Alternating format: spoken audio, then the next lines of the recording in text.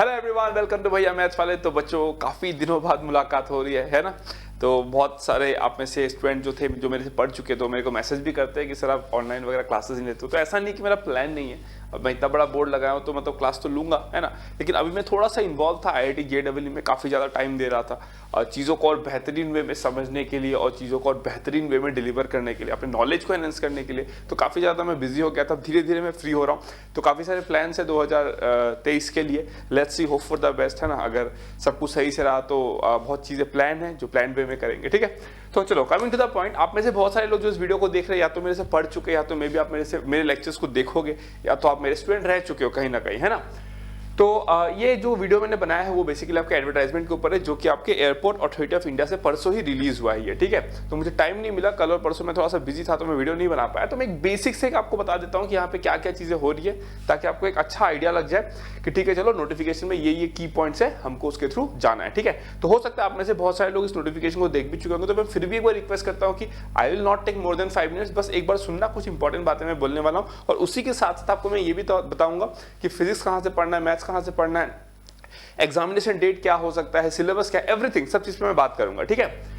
तो देखो, आप अगर नोटिफिकेशन की बात करो तो मैं एकदम की पॉइंट से बात कर रहा हूं। तो यहाँ पे जो आपके लिए काम का चीज है, that is junior executive air traffic control. Seats कितना है टोटल? 356, जिसमें से आप देख सकते हो general, EWS, OBC, SC ST के लिए रेस्पेक्टिवली यहाँ पे दिखाया गया। तो काफी अच्छा वैकेंसी है। लास्ट टाइम, अभी जब 6 महीने पहले जब एग्जाम हुआ था, आई मीन जून में नोटिफिकेशन आया था, राइट, तो उसमें 400 सीट थी और अभी ये कितना, 350 सीट। उस टाइम पे भी ये बात चल रहा था कि जितना सीट उस टाइम अवेलेबल था, टोटल को डिस्क्लोज नहीं किया गया था। आधा को उन्होंने वहां एग्जाम लिया, आधा को यहाँ पे उन्होंने यहाँ एग्जाम लिया। अब इसके पीछे बहुत सारे रीजन हो सकते हैं कि आप डबल एक बार फॉर्म फिलअप भी करोगे, तो बहुत सारा मतलब चीजें होती है उसके पीछे। खैर, हम उसके पीछे नहीं जाते अभी, है ना, हम अपने काम से काम रखते हैं। सो अगर आप देखोगे यहाँ पे आपको बहुत सारा दिया हुआ है क्या क्या जो रिक्वायरमेंट है, तो आप अपने थ्रू जा सकते हो। मैं बस की पॉइंट्स को बता रहा हूँ आपको, है ना। यहाँ पे देखो, सबसे पहले आता है आपका बात junior executive air traffic control का, जो आपका रिक्वायरमेंट्स है ना, जो क्वालिफिकेशन है, एजुकेशनल रिक्वायरमेंट्स है, ठीक है। वो क्या है आपका? Full time bachelors degree of 3 years in science, BSc होना चाहिए फिजिक्स एंड मैथमेटिक्स के साथ में, और साथ ही साथ दिया गया है बीटेक डिग्री या BE डिग्री, जो भी आप ले रहे हो, physics and mathematics should be subject in any one of the semester. तो ये पिछले 2 साल 3 साल 2020 में भी और अभी 6 महीने पहले भी और अभी भी ये हमेशा एक कंट्रोवर्सी का पार्ट रहा है कि डिप्लोमा प्लस बीटेक वाले एलिजिबल है कि नहीं है। तो इस पे मैं एक सेपरेट वीडियो बनाऊंगा, मैं इस पे बात नहीं करना चाहता। उसके लिए आपको एक सेपरेट वीडियो मिलेगा जहां पे मैं स्पेसिफिकली बात करूंगा कि डिप्लोमा प्लस बीटेक वाले एलिजिबल है कि नहीं है, ठीक है। लेकिन यहां पे आप देख सकते हो ओवरऑल आपको दिया गया, दैट मींस जो लोग BSc किए हैं विद फिजिक्स मैथमेटिक्स वो एलिजिबल है, जो बीटेक BE किए हैं वो पक्का एलिजिबल है। डिप्लोमा प्लस बीटेक वालों का क्या है, ये अब इसके लिए आपको मेरा नेक्स्ट वीडियो देखना पड़ेगा, ठीक है।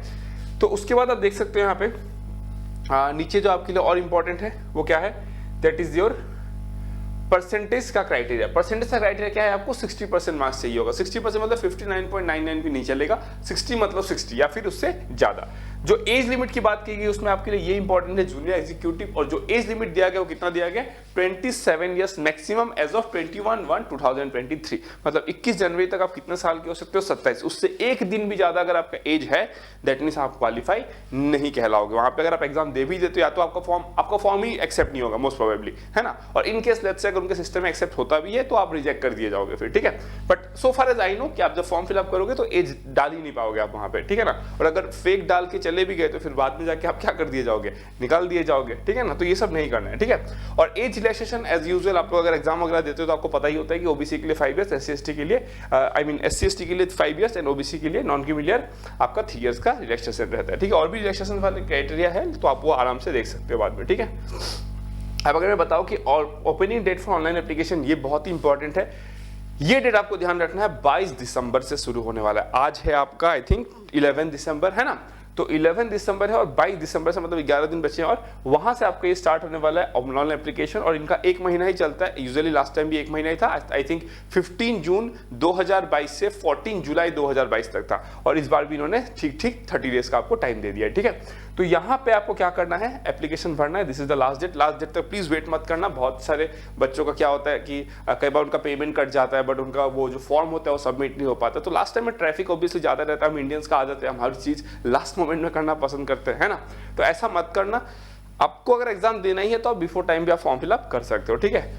और रही बात अगर आपकी रिम्यूनरेशन की, तो वो कितना है आपका, जूनियर एग्जीक्यूटिव E1 लेवल पे आप रिक्रूट किए जाओगे 40,000, और ये आपका कहां तक जाएगा 1,40,000 तक का आपको दिखाई दे रहा है। ठीक है, अगर मैं आपको बोलूं कि ये सेम चीज अभी Airport Authority of India gate के थ्रू भी 2020, 21, 22 के थ्रू भी रिक्रूट कर रहा, आई थिंक नियर अराउंड 600 के आसपास पोस्ट है अगर मैं सिविल, इलेक्ट्रिकल और इलेक्ट्रॉनिक्स की बात करूं तो, और आर्किटेक्चर का भी शायद 10 सीट्स है, तो लगभग 600 आपका बस सिविल, इलेक्ट्रॉनिक्स और इलेक्ट्रिकल से सीट है। तो ये चीज आपको ध्यान में रखना है कि वो नोटिफिकेशन और ये नोटिफिकेशन अलग है, ये एग्जाम के थ्रू होगा, वो गेट के थ्रू होगा। कौन सी ईयर एलिजिबल है वहां पे, 20, 21 और 22 वाले स्टूडेंट जो गेट दे चुके हैं वो उसमें एलिजिबल है।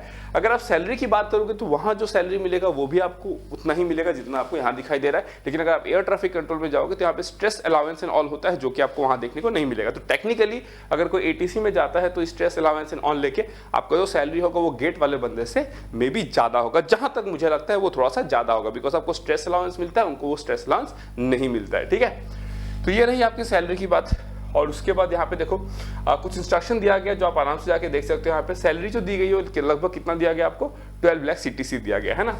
ठीक है, चलो मतलब आपके अकाउंट में जब आप ज्वाइन करोगे तो लगभग 70 के आसपास कुछ आना चाहिए, 70-75 के आसपास कुछ आना चाहिए आपके अकाउंट में। ठीक है, सो उसके बाद अगर मैं आपसे बोलूँ यहाँ पे और इंपॉर्टेंट इन्फॉर्मेशन क्या है, यहाँ पे बस छोटे मोटे जो भी पॉइंट्स रहते हैं आप वहाँ पे देख सकते हो, इट्स नॉट दैट इंपॉर्टेंट तो है, ऑब्वियसली वो गो थ्रू करना है ना। उसके बाद अगर मैं सिलेक्शन प्रोसेस की बात करूँ तो आपको पता होता है कि सबसे पहले एग्जाम होगा, है ना। जनरली 3 शिफ्ट में होता है एग्जाम, और कितने स्टूडेंट्स अपियर करते हैं इसके लिए भी मैं एक सेपरेट वीडियो लेकर आऊंगा कि कंपटीशन क्या रहता है और आपके सिलेक्शन के चांसेस क्या रहेंगे, ये सब के ऊपर भी मैं सेपरेट वीडियो लेकर आऊंगा। मैं इसमें बस नोटिफिकेशन पे बात कर रहा हूँ जो इसमें है, और बाकी जितने इंपॉर्टेंट पॉइंट्स होते हैं उसके लिए मैं सेपरेट वीडियो लेकर आऊंगा। वीडियो के थंबनेल या टाइटल को देखोगे तो आपको समझ में आ जाएगा। अगर आपको लगे आपके काम की चीजें तो आप देखना, अदरवाइज आप मत देखना, कोई बात नहीं। ठीक है, सो उसके बाद इनका जो एग्जाम होता है, एग्जाम के बाद में सिलेक्शन होगा, एक बेसिक कट ऑफ पे स्टूडेंट्स को बुलाया जाएगा, और आई थिंक 3:1 या फिर 5:1 रेशियो में फिर वो इंटरव्यू नहीं होता एक्चुअली, वो डॉक्यूमेंट वेरिफिकेशन आप बोल सकते हो, जहाँ पे वॉइस टेस्ट होता है और आपका डॉक्यूमेंट वेरिफिकेशन होता है, और उसके बाद फाइनली स्टूडेंट्स को फिल्टर आउट किया जाता है। तो दैट मीन्स जो डॉक्यूमेंट वेरिफिकेशन जो होता है वो सब मैक्सिमम पास कर ही जाते हैं। और रही बात वॉइस की, तो 99% उसमें ही पास कर ही जाएंगे। वॉइस का मतलब इस लाइक कि आप कहीं स्टेमर तो नहीं करते हो, या फिर आपके वॉइस में कुछ प्रॉब्लम है क्या, कुछ लेटर्स को आप कहीं वो दैट मूवी था ना शाहिद कपूर का, कहीं वैसा तो नहीं है ना, साकोफा बोलता हूँ टाइप, मतलब समझ रहे हो,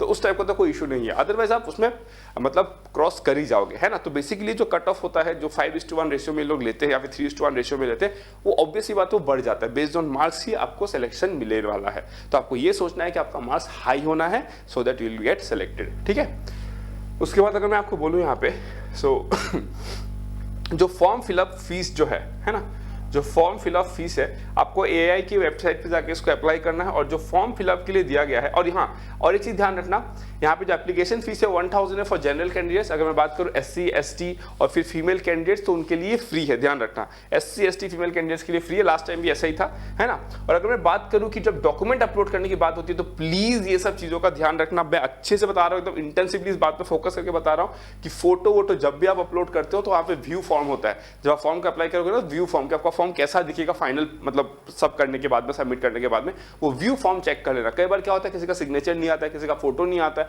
और उसके बाद में हाहाकार लग जाता है कि सर मेरा ये हो गया, वो हो गया, सर मैं फिर से फॉर्म फिलअप करूं कि मैं एग्जाम देने जाऊं, मुझे अलाउ करेंगे कि नहीं करेंगे। तो प्लीज बी एक्स्ट्रा केयरफुल, और इन जो भी आपको दिया गया है कि इतना डायमेंशन, इतना पिक्सल रखना है, प्लीज गो थ्रू दैट।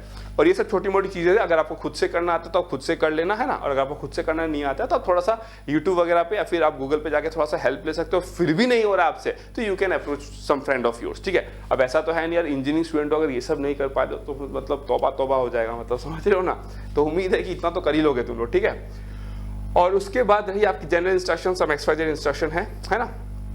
तो बस यही आपका एंड ऑफ इंफॉर्मेशन, ठीक है। तो आपको यहाँ पे इंपॉर्टेंट क्या देखना है कि सीट्स बहुत ज्यादा है, अच्छे तरीके से आपको तैयारी करना है, फोकस से रह के एकदम अच्छे से तैयारी करना है। बाकी आपका फिजिक्स, मैथ्स, ये सब कहाँ से पढ़ना है, कैसे पढ़ना है, कितना पढ़ना है, टेस्ट कहाँ से देना है, कितना देना है, एक्सपेक्टेड कट ऑफ क्या होगा, इस साल का कितना था, कितने स्टूडेंट्स ने अपेयर किया, ये सब चीजों के बारे में मैं सेपरेट वीडियो लेके आऊंगा 2-2 मिनट 2.5 मिनट का, और वहां पे आपका सारा इंफॉर्मेशन मैं क्लियर कर दूंगा। That means for every specific question I will make a separate video, so that जिसको जो क्वेश्चन देखना है वो उस पार्ट को देख सकते हैं, ठीक है। चलो फिर थैंक यू सो मच, तैयार हो जाओ, इस चैनल के साथ कनेक्टेड रहो, क्योंकि जितने इंफॉर्मेशन है, जो भी ऑथेंटिक इंफॉर्मेशन है, सब मैं आपको प्रोवाइड करूंगा फ्रॉम टाइम टू टाइम, ठीक है। और आज और कल के अंदर ही आपको काफी सारे वीडियो मिल जाएंगे, जो आपके अनआंसर्ड क्वेश्चन है उसका आंसर भी आपको मिल जाएगा, ठीक है। चलो फिर take care, good bye, hope so आपने प्रिपरेशन स्टार्ट कर दिया होगा, बस जम के अब लगे रहो, ठीक है।